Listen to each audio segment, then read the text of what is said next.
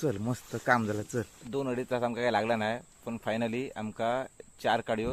मंडई आज आपण इला ओझरमला गरेऊक, पण आता नदीवर पोचला. पाळेकर काढू लावत होतो, आपण बघूया.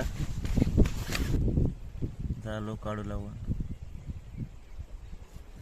चल टाक, आता तरी लागता का बघूया मासो. चल टाक. हा टाकला.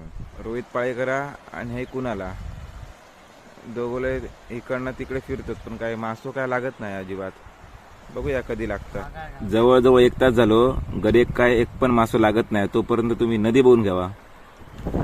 आता आम्ही दुसऱ्या वळात चालला आहोत. ते काय आमका मासो भेटलेलो नाही. बघूया आता ह्या वळात काय भेटतं.